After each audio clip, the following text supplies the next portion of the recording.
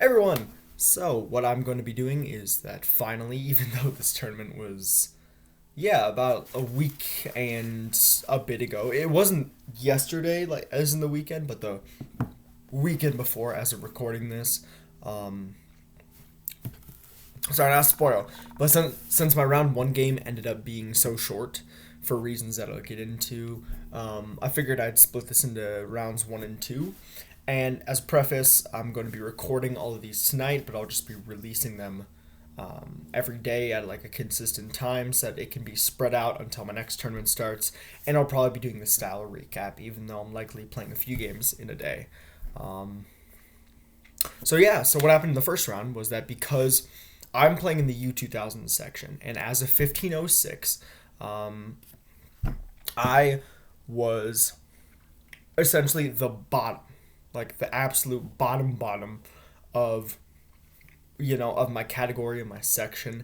And so what that means is that how the tournament pairing system works, because we had an odd number that night, I didn't have a pair. I didn't have a pairing, and neither did Hamza over here, who was 103, who ended up playing in round one. So see how this goes. Also, for the analysis, I will turn on the evaluation. Okay, I start off with e4, classic. What? Why are we getting so many arrows? Okay. We get a classic Roy Lopez. Here, normally I play taking this, but in the game, I took his knight. Takes, knight takes. This is all theory. It's just like a less played line. And he blunders the bishop.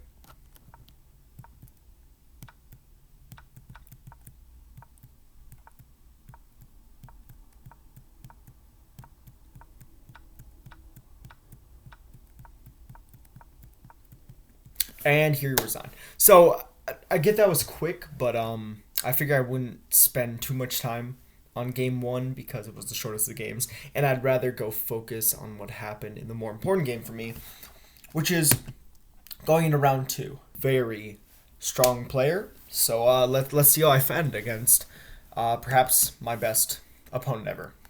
So e4, c5 Sicilian. I'm like, okay, well, just play an open. I figured that since we're facing such a strong opponent, someone that I'm so clearly outmatched by, I should try to attack him and, get counter chances. Accelerated Dragon. Here he told me after the game that it was very important that I get my bishop out because how I played in the game, which is with f3, you see as the computer says, is how you want to play against the Dragon Sicilian, but not the Accelerated Dragon. It's a subtlety. He explained it to me after, but he explained that even though what I was worried about was that after around, let's say, bishop c4, castles, f3, there's this line. Queen b6, bishop back, and then knight takes. And then it gets complex. So obviously, can't take the knight because everything's being centered in. So if you actually are curious to learn this line, you go knight here. These are all my moves. Queen check, c3, keeping everything together. Knight moves back to attack this. Knight takes, usually d takes. Here, takes, castles, and we're out of theory. So what's so fascinating about this line to me is that I didn't really want to go into it. And as he explained after the game, we talked about the game for like 30 minutes. He explained after the game, I didn't really have a choice because he's playing the Accelerated Dragon. I have to play it like it's an Accelerated Dragon, and this is one of the main lines. So I guess I just wasn't confident in going into, even though I had the bishop pair, this endgame against someone who clearly has a lot more experience than me. So, so I chose not to go into that whole line, and instead I went f3 first. So, castles, queen d2. Kind of slow by me because he goes d5, and funnily enough, he actually kind of took me out of theory here because, again, I don't play many hyper accelerated dragons. I mainly play against dragons at my elo. So he actually, so he took me out of my calculation here. Here I thought for about 5 minutes, and then I took back. It's theory, but the computer just wants to castle here. But after something like, let's say, it was kind of like castles, pawn takes, like knight take, not knight takes, pawn takes, Um, and then after like something like knight here, actually no, never mind. After something like takes, takes, and like I don't know, maybe like rook here. I didn't especially like my chances because I thought that my pawn could become weak, and the computer agrees. And I'm like, okay, I'm giving him, some solid counterplay. His bishop's alive, and my king didn't feel super good. But again, probably would have been better for me just to castle in hindsight. But again, I'm sitting there trying not to spend too much time in the opening because I'd prefer to have time later. And this game came down to the line. But he was blitzing at all these moves. Like I was clearly completely out prepped here, which I'd probably blame because the whole game after this point it only went downhill. So I took theory, accidental theory. He takes. I took back here. I didn't really like taking here first or castling. I didn't feel super confident, so I took here. Pawn takes. Took his knight. He took, and I went c3. So the idea of c3 is essentially stop his bishop, his uber powerful bishop, from just destroying my queen side. But in hindsight, I realized that I gave him a lot of attacking chances. And here he actually has first big thing of the game. So if I actually go and get my score sheets, these are what the score sheets look like. You can see we have all the moves written down. I write down how much time was spent. So after I went c3, he proceeded to spend 15 minutes and played here. h5. So, or no, a5. So I spend about 5 minutes, and I make probably my biggest mistake of the game, which we talked about after, which is in this position, objectively, I probably just have to go like here and try to castle. Yeah, the computer like doesn't mind. We're getting error things. I'll actually turn on the lines. So the computer actually thinks, yeah. Computer thinks after a5, I have to just go a4, like bishop d3, and then castle king side. But again, I'm still in the mindset of, okay, I'm playing against a dragon.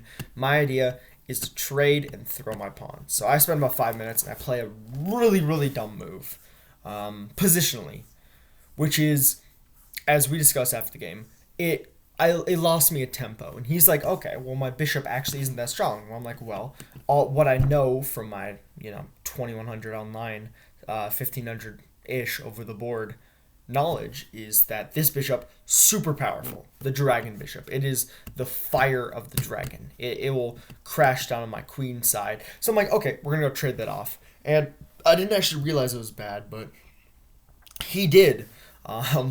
So bishop takes, only good move. Queen takes, and here I realize the problem, because after queen here, I've lost a tempo. I've had to go and take it back here. And now suddenly he has the initiative. To guard this pawn, I castled. In hindsight, seems a bit bold, but I was like, maybe we can get something here. Pawn's defended. The computer says we're worse, and we are. Like, there's no way around it. We're not in a good place. But I think all in all, I did pretty well. Rook b8, most logical move. Rook d2, guarding. I blitzed out this move, and he goes full send. So he goes pawn to a4, and here, in this position, I was considering a lot of things. So the computer will probably just be a bastard. Okay, it just says bishop d3. Bishop g3 and then h4, like just full bulldoze attack. And I was considering all those, but I realized at this point, okay, well, my queen's misplaced. Like, this queen, obviously I would love to go here and here, but his queen has plenty of time to defend, to get to g7 and defend. So I reallocated my queen back, looking to potentially put pressure on the rook. So that if the queen were to, let's say, I don't know, do something nonsensical, like move here, I can take the rook. I put pressure on the rook. I go after the pawn, and I just felt that my queen was better placed, stopping things like this. He fails to punish me. I have to go b3. No real choice here. But now this pawn is just a thorn in my side. He puts his bishop here. In hindsight, I thought this was way stronger, and it turns out that it was. In fact, I would willing to bet. d8. Oh yeah, bishop f5. It's better, but he spends a minute and just goes here. He's like, okay, we're gonna push, get a lot of pressure, sack something, and so at this point, I'm like, all right, I'm gonna offer a queen trade. Again, it's hard psychologically to be worse for an entire game. This is definitely a brutal game. He declines the queen trade, and suddenly we're equal. Suddenly I have my chances. But I full send. So in hindsight, likely the best move, just develop a bishop. Bishop d3, and I draw. Any other move loses. Whatever. h4. He brings a rook in. I guard it with my rook. He attacks my rook. I guard it. He goes here. Very useful move. His pawns are arriving very fast. And he gets a bit eager. So when he pushes, I spent quite a deal of time here because it's hard to figure out what I'm going to do. First I assessed that was worse, but that was like my general consensus for most of the game. So I'm like, okay, well, obviously we can go back here, we can go back here, and honestly, I might just turn off the evaluation. Yeah, I'm just going to turn off the evaluation. And, I could be fine.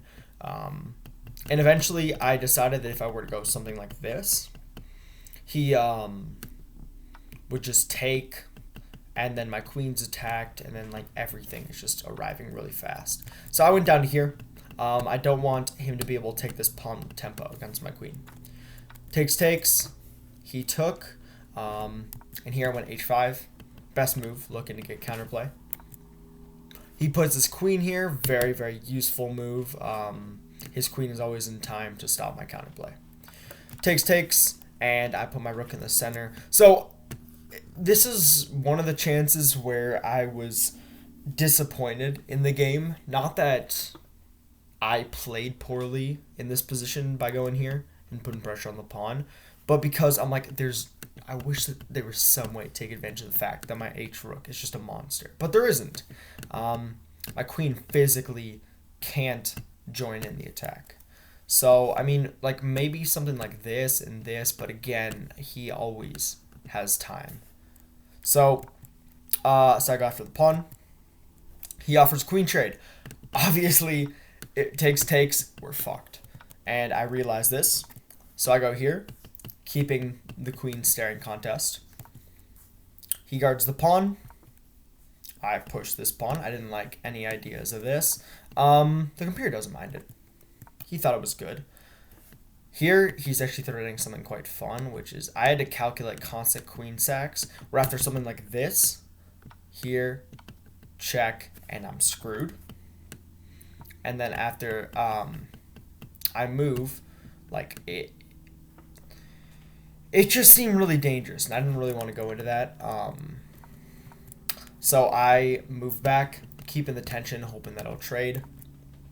He moves a rook, doing some shuffling. So here, the computer probably just says to take and then try to play in that end game. But again, I'm really cramped. Maybe I can get this, and these pawns will be weak, but I have to survive first. So I move my queen back. Mistake. But again, I'm just shuffling. So some more shuffling ensues. And he offers queen trade. So this is actually another chance where I could have drawn, where in hindsight, if I take, someone like rook takes, and then maybe rook here to get some counterplay, I can maybe survive a pawn down endgame, but, hopefully you can understand why I did not think that that was feasible after, being against trading queens for the whole game. So here I make my biggest mistake of the game, which is I throw the game away, and I calculate for about 10 minutes here, and I completely missed what he has. So if we were to take away the fact that, it's a blunder, and then let's say we're going to move I'm not sure. Here, I want to show what I'm threatening. I'm threatening to go here. Unstoppable mate. If the queen never checks, I can always just take, rook takes, block here, and if this was here, and then he would be able to push, I'd always be able to come back with my queen, and I'd be fine. So That's what I calculated, and I completely missed that you can just take. Because after rook here, check. Takes, queen takes, check. He can't push because then my queen will take. For any beginners who don't understand why this works, queen takes. Obviously, if he takes my rook, I takes queen, and I'd have some chances. It's survivable. Regardless, here he takes another pawn. I take a pawn. Check. King moves and queen d1. And here I resign because at this point I had, so on move 42 when I resigned, I had 20 minutes and he had 24 minutes. We'd been playing for almost 3.5 hours in round 2. Tough game. Like psychologically being worse the whole game. Just rough. So, you know what I was able to take into round like 3 with this is make sure that I know my lines, and since then I have done extensive studying and I am quite fine and I'm well versed, and again study mind games. So yeah, see ya next recap.